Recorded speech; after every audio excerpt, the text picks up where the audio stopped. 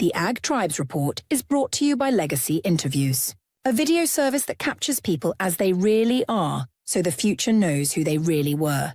Here's Legacy Interviews guests, Daryl and Jill Stamp, on the joy of filming their legacy interview.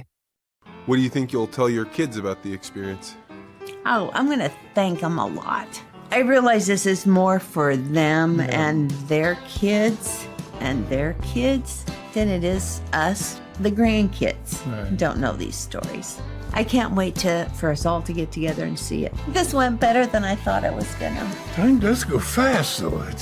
What time is it? It's almost 3 o'clock. No way. Yes. God, you talked so much. I know. Welcome to the Ag Tribes Report, a breakdown of the top stories affecting the culture of agriculture, with your host, Vance Crowe. The report begins in 3, 2, 1. Let's begin. Welcome to the Ag Tribes Report. I'm your host, Vance Crowe. Each week, I bring on a member of one of the many tribes that collectively make up U.S. and Canadian agriculture.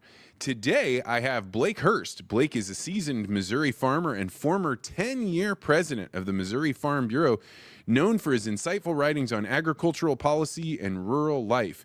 As a third-generation farmer growing up in corn, soybean, and greenhouse plants, this week's Ag Advocate caught my attention when he wrote an article about a Peter Thiel paradox that he'd always wanted to be asked about. So, Blake, I'm excited that you're here. All right. Well, it's good to be here. Good to be on the show. So, have you started harvest yet?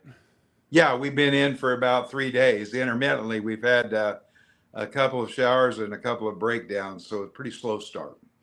And what prompted you this year? What meant go time? Just the calendar, really. Our corn is a little bit wetter than we normally would pick, but it's time to go. And like everybody else, all the neighbors were running, and I got nervous. Oh man, that's I hear that from everybody. Nobody wants to be the first one, but they certainly, as soon as they see one combine fired up, it's go time. Yep. Well, speaking of go time, we should get on with it. Tonight on the show, we're going to be covering John Deere's latest layoffs due to a sales downturn, a potential Trump administration plan to use tariff revenues to support American farmers, the USDA's effort to boost ethanol exports to the UK, and concerns from a Canadian panel about immigrant wage subsidies impacting local youth employment, particularly in agriculture. We'll also explore the value of Bitcoin compared to farmland, and we're going to dive into Blake's perspective on his Peter Thiel paradox and his worthy adversary, and we're going to try and do that in all just 30 minutes. So let's get started. If you're interested, you can always throw up a comment or retweet it so we can get a large audience and a good conversation going. Headline number one, this comes from AgWeb just this morning. John Deere announced further layoffs affecting 141 Iowa employees, with 101 at Waterloo Operations and 41 at the Des Moines Works, citing fewer machinery orders from farmers due to a tough farm economy expected to persist well into 2026. This follows recent cuts impacting over 200 workers in the Quad Cities region. Despite the downturn, Deere plans to proceed with a $20 billion U.S. investment strategy. The company's August earnings call warned of a $600 million in tariff costs for fiscal year 2025, with net income down 26% and sales down 9% year over year. Layoff benefits include recall rights, supplemental unemployment pay, transitional assistant, profit sharing, health care coverage. So while it seems like they are taking care of their people, this is another big hit to John Deere. Blake, what do you think? Is this going to be endemic? Are all the companies going to do this, or is this rare just to John Deere? Oh, no, I think there are other agriculture companies that are making cuts. This hits me in two ways. Obviously, I'm a consumer of John Deere products, but my grandson's a senior up at Iowa State in ag engineering, and the company where he had his internship last year, I think, laid off 30% of their employees. I called him up and I said, "Hey, Aaron, you still got a job?" And he said, "Yeah, they were standing by their contracts to interns." And of course, he's nervous about getting a job when he graduates in May. This is no surprise. We're in a cyclical business. This is the down cycle. Some of it's caused by a huge crop in the field, and some of it's caused by government policy. So there you go. We're going to be living this life for a while. Yeah, one of my buddies that is in the retail sector said that it's easy to sell equipment to grain farmers regularly, because most of the time, if they ever make profits, they're trying to get them off the tax rolls. And right now, it's the cattle guys that have been buying stuff hand over fist, but not these big combines, not planters, not sprayers, because that's grain, and grain guys are not spending money. Yeah, good for the cattle guys. I'm happy they're getting their turn in the sun. Well, story number 2, Trump administration explores tariff-funded farm aid. This is from the Financial Times. The Trump administration is considering a plan to use revenue from new tariffs, particularly on Chinese imports, to fund a support program for American farmers facing economic pressure from trade tensions. Ag Secretary Brooke Rollins recently indicated in an interview that the administration is developing this initiative, which could provide aid to offset declining exports and rising input costs. The proposal aims to make the program self-funding through tariff collections, potentially avoiding additional congressional appropriations. This echoes past emergency payments during the Trump's first term, but with a focus on using tariff dollars directly. Farm groups are lobbying for relief amid a projected 20% drop in net farm incomes for 2025. On X, this was stirring quite a bit of comments from people saying they don't really want payments. What they want are good high prices. Where are you at, Blake? Is this a necessary thing? This is the most ridiculous idea I've ever heard. So we put on tariffs on Chinese imports, we take the money, and then we give it back to the people that are hurt because of the tariffs we put on Chinese imports. I've got a great idea. Let's get rid of the middleman and just sell our soybeans to China and make a living that way. I mean, it does seem like if you're putting on these tariffs and this is what is causing or prompting low prices, I mean, not least of which is China has not bought a single soybean this year. And this is not, this is not something that helps out the economy. It seems like, to your point, totally ridiculous. Yeah, we're running the money in a circle, and the government's going to take their cut, of course, and it makes no sense at all. Do you feel that the tariffs have done any good for U.S. agriculture? Nope. I feel they've been a disaster for agriculture. They have, you started off with the John Deere story. I'm looking at who's going to pay that $600 million in tariffs costs. Well, it's going to be me and my family if and when we can afford to buy John Deere equipment. When we can afford to buy a new combine. I'm running a 13-year-old combine. I'm ready for a new one. But 50% tariff on aluminum, almost as much on steel. That's pretty large hit for a combine, and so I'm getting hurt that way. At the same time, as you mentioned, 2019, we'd sold 10% of our soybean crop by this point to China. That's how much they'd booked out of the new crop, the crop that was in the field. This year, 0. Can you imagine what the markets would do if tomorrow the USDA announced a 10% cut in acreage, that they'd made a mistake and there was 10% fewer acres? They'd be limited up for a week. So that's what they've done to us. And the benefit is totally, I can't see the benefit yet. I can't find it. The theory is that we're going to out negotiate, that every single person that has negotiated on the behalf of U.S. trade in the past 40 years has been an idiot, a weakling, or in the pay of a foreign government, has never made a good trade deal. Now we're going to make great trade deals. Where are they? We've had tariffs since 2018. That's 7 years. We haven't seen any great trade deals. All we've seen is a huge increase in the agriculture trade deficit and a huge decrease in particularly our soybean exports. I remember talking to a guy one time about whenever the government issues these payments back to regular taxpayers and they make this big announcement, hey, we're going to send you a check for $200, $1,000. One of the reasons they allow there to be such a lag is because people will spend that 2 or 3 times over. And I think that's kind of what we're doing with the tariffs. We keep talking about we're going to get all this money from the tariffs. We're going to spend it on this. We can spend it on that. and really it's going to way outkick their coverage and not be able to keep up with all the promises they've made on what they're going to do with tariff payments. Yeah, well, I mean, the argument, there's two arguments made for tariffs. They're going to raise revenue. We're going to get all this government money. That's great. Or they're going to incentivize U.S. production. We're going to bring all these factories home, all these jobs home, all this work home. Well, they can't do both. If we're importing things and paying those tariffs, then we're not buying those things from U.S. producers who don't exist. And if U.S. producers can, in some of these instances, increase production, then there's no tariff revenue. So either make your argument for tariffs, but use one or the other argument, because you can't use them both at the same time. And I'm ticked off because my coffee's gone up in price too.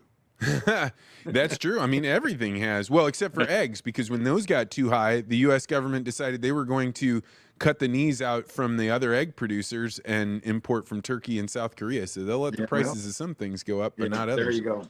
There you go.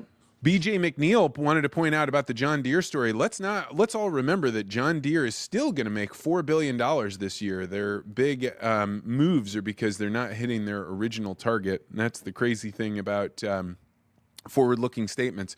All right, on to story number 3. The USDA trade mission to UK spotlights ethanol export push.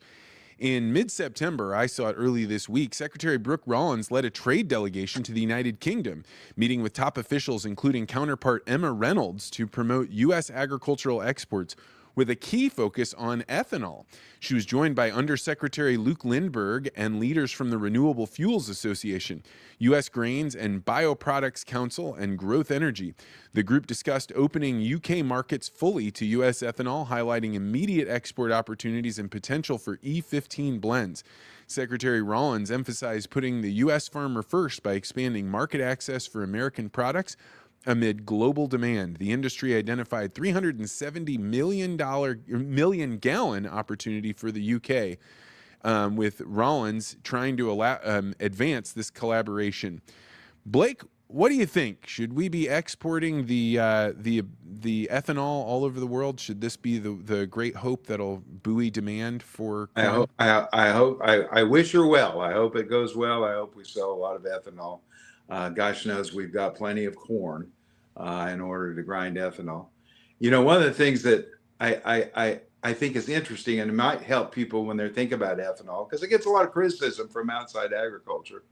But when you think about it, it's a huge grain reserve in the sense that should we ever decide we were short of food, God forbid, we can change, a third of the corn acres can go into producing corn for feed or soybeans for feed and oil or other goods. It's a huge reserve that we've got out there to protect our domestic food supply. And I think it'd help people who are critical of ethanol if they thought of it in that way.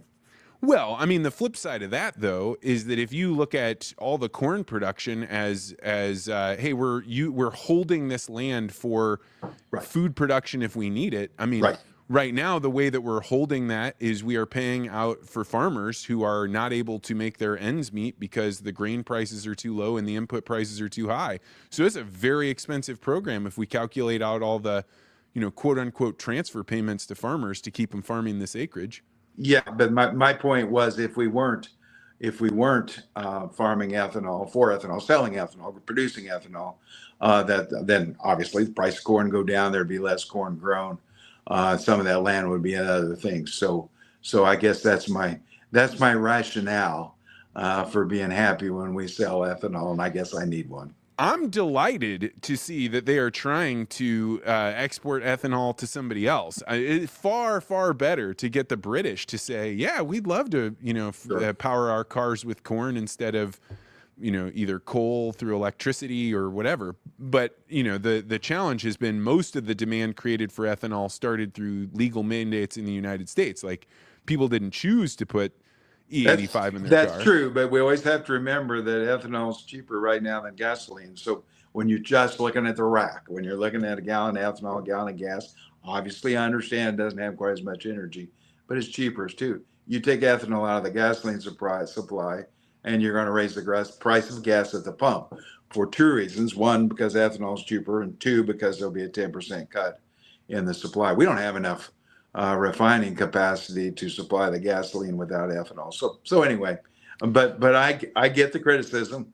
I've And, never heard that before. You think that it would make the price kick up considerably? Like, we're talking 20 sure. cents, $1? How much? I don't do you know. think I it would mean, kick up? ethanol is cheaper. I don't know how much cheaper it is, but it's 10 or 20 cents cheaper than gasoline. So there is, as you said, a financial mandate, or I mean, a regulatory mandate to use ethanol. There's, the renewable fuel standard, but there's no subsidies. It's cheaper than gas. Hey, we can make it cheaper than gas with corn prices at this level. Obviously, a couple of years ago when corn prices were $7, it wasn't quite that way. But, you can get almost 3 gallons of gasoline out of a bushel of corn. Bushel of corn today is $3.90 here. So that's only $1.30 for the corn that goes into a gallon of ethanol. And that doesn't even count the dried distillers grains that are fed to cattle. So there you go.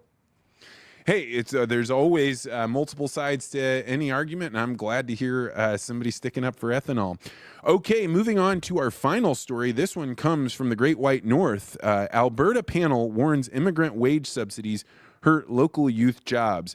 I was stumbling around on X today and saw this video of a man talking about what's going on in Alberta with their labor. So I'm just going to go ahead and play this video. Again. You covered one of my points there, Daniel. Thank you.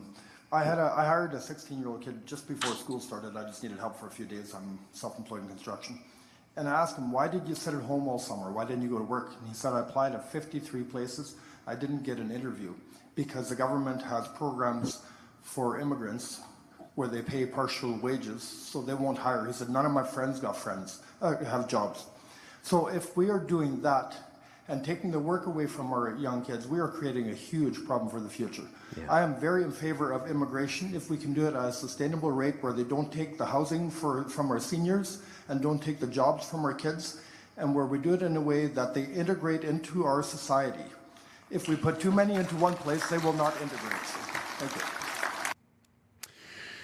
So I know this is totally different than the United States, but as I was watching that and thinking, I think we've seen a very similar thing in the United States, and this is in large measure similar to having illegal immigrants. I know where I grew up, for example, I used to detassel corn. So did everybody I knew that wanted to make as much money as possible.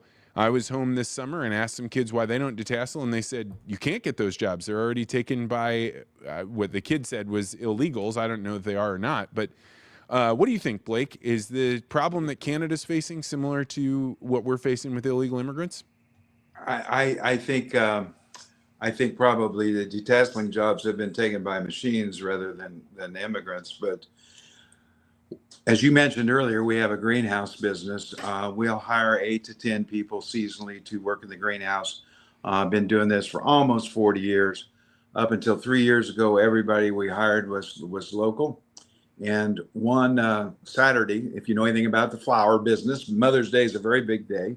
And on Saturday for Mother's Day, I looked around and we didn't have a single employee on the farm. Not a single one had shown up for work that day. And we were waiting on customers, loading trucks and trying to keep plants from drying. Since then, doing watering. Since then, we've used a couple of H-2A employees. We go through the process. We do it legally, which is very expensive, by the way. And they're not subsidized. They're my most expensive employees by far. But it was the only way we could fill our workforce. So I don't think that, we're going to see. We're going to see whether there's a huge increase in domestic demand for labor because we are cutting down on the number in the illegal workforce. I can tell you the H-2A program, we've been doing it for 3 years, is much more paperwork than there was 2 years ago. Last 2 years, I think most of that was the last administration made some changes, but it's more difficult to get temporary workers than it was. So we're going to find out. But we couldn't hire people. I mean, we couldn't get enough. The people that we hire are good help. We're glad to have them. They're good friends. We've got folks that have worked here for 20, 25 years, but we couldn't find enough help, and that's all there is to it. I mean, you are saying something. I've heard this over and over and over again from farmers all over the United States, from people, whether it's on the Ag Tribes Report or doing legacy interviews.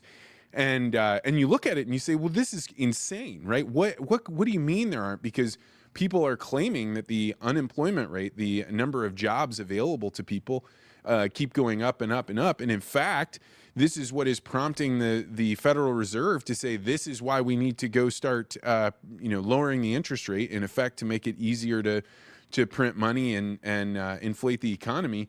And at the same time, you're sitting there saying we can't get anybody to work, and these are more expensive workers. So obviously, we would pay local workers if we could. What's the way out of this?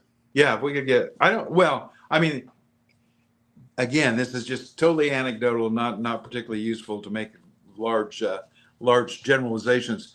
But we're a small town, and I graduated from high school with 65 kids in my class, and my kids graduated from high school with 25 or 30 kids in their class, and my grandkids are going to graduate from high school here with 18 or 20 in a class. There's just fewer people here to do the job. So and all the reasons, it takes less people to farm. People move away from the small towns because city pays better, more exciting life, all those reasons. But we just have a people problem. Now, that's clearly not what's going on in urban areas, but that's our problem. Well, that sounds fair enough. All right, that's going to do it for the headlines today. If you have headlines you think we should cover on the Ag Tribes Report, you can always send them to Vance@legacyinterviews.com or hit me up on X @VanceCrow. Moving on to the Bitcoin land price report. This is where we take a look at how much farmland costs in Blake's area, and then we compare it to the price of Bitcoin. So, Blake, where do you live, and what does an acre of good quality farmland cost there? I live clear in the northwest corner of Missouri, so we're just south of Iowa and east of Nebraska, and an acre of good ground would bring. I've seen it sell as high as 17,000, but if just a typical sale held tomorrow, my guess would be $10,000 to $11,000 an acre. All right, so we'll call that 10,000, and you're in, is it Atchison County? How do you pronounce that? Atchison County, yeah. All right, Atchison County. So as of press time, Bitcoin was $117,500. So that means that for 0.085 Bitcoin, you could get 1 acre of farmland, or 1 Bitcoin would buy you 11.75 acres. How does that strike you, Blake? Well, I should have bought Bitcoin, but I didn't. Where are you at on Bitcoin? What are your thoughts on its role in the future? So I don't know. I think that it's a huge speculative bubble right now. I don't think there's any doubt about that. If you look at the charts, if you look at the increase in price, I think I would be very nervous about investing my kids' inheritance into Bitcoin, but that doesn't mean it doesn't have a use and isn't useful, and we shouldn't be glad we have it. When I read about stable coins, they strike me that the use case for an actual stable coin you could trust strikes me as really, really good. Really important, and if anybody ever comes up with a stable coin that people can trust and ties that to the blockchain, then I'm going to have to sell my stock in American Express, because credit card companies are going to be in big trouble in a big hurry. Wow! So tell me about this. Why do you prefer stable coins over Bitcoin? Well, I didn't say I preferred them. Right now, you weren't selling your American Express stock for Bitcoin. No, I'm not. I'm not, but the thing about stable coins is if I can make an instantaneous transaction across borders in time for nothing, that is a huge deal. I mentioned the H-2A workers that we've had the same kids for, young men for a couple of 3 years. They've gotten to be, we provide living quarters here. We build an apartment for them. They've got to be family friends, and we help them when they need, and both of them send money back to one of them to their mother, and one of them to their spouse. And it's hugely expensive I mean, they just go to Walmart, and it's, I don't know, 6, 8, 7%. And it's bulky, or I mean, cumbersome. It's a mess. And the same thing happens if I want to buy. I tried to buy a Canadian stock a couple of years ago, and it got to be a huge mess. And because it wasn't registered in the U.S., I didn't realize it at the time, or I'd never done it. But I had to buy Canadian, loonies, make the transfer. Oh, if I got stable coin, if I got Bitcoin, except that Bitcoin makes me nervous because tomorrow it may be worth 10% less than it was today. So how can I do those payments over, if I have a long-term relationship with a Canadian supplier, how can I do those payments with a currency with an item that's really being used right now as a speculation, as a store of wealth, rather than as a means of exchange? So that's where stable coins, I think, kind of catch my imagination because their value doesn't change. Well, I mean, it does because you're buying it in U.S. dollars. So the U.S. dollar's lost 11% of its value just in this year alone. So if you had purchased stable coins and held on to it, it's the purchasing power has gone down by 11%. But I will say, if you like the idea of doing that cross-border payment, I currently was trying to get paid by some people in Canada, and we have had to go through so much rigmarole and wire transfers It's terrible. And somebody's going to pay for it, right? They're going to pay for it. I'm going to pay for it. And it's not an insignificant amount of money. The cool thing about Bitcoin is you can actually have your bank account connected to a Bitcoin service. You can buy the Bitcoin and immediately send it if you already have your bank account hooked up. And so you would be able to say, I will give you this at this price, or we'll choose a strike price, and you get all the benefits of being able to send it without an intermediary. I guess my point would be this: if I buy the Bitcoin today, make the transaction, and I'm out of the Bitcoin market tomorrow, then no problem. That's great. That'll do it.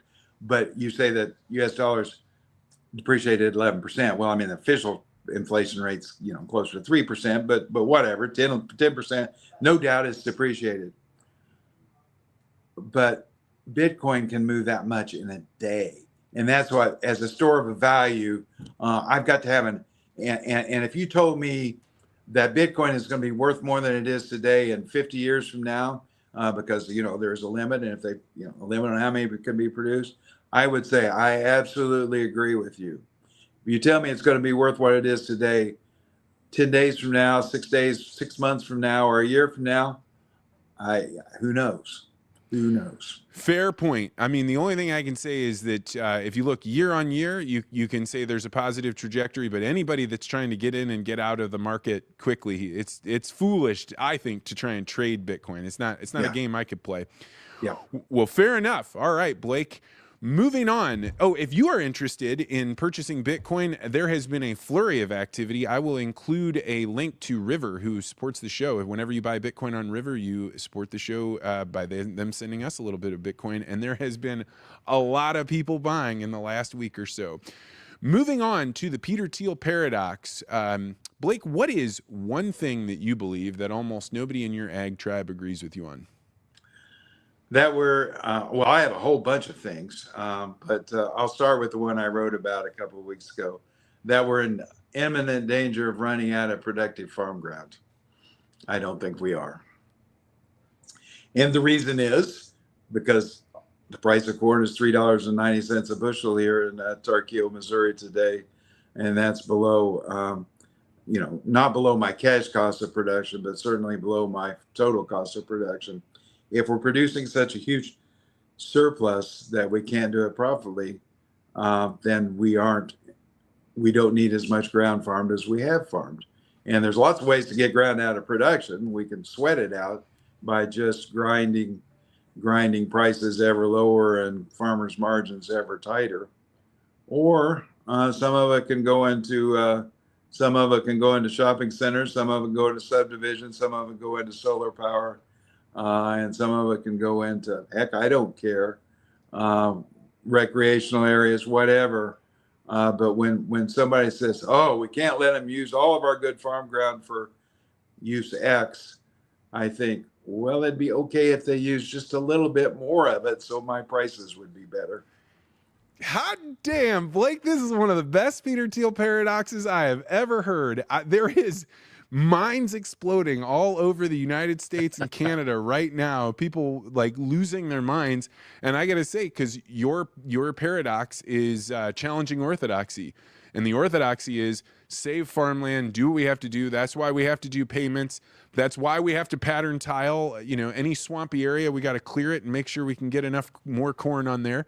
And you're saying the opposite. Maybe we have too much acreage going towards production.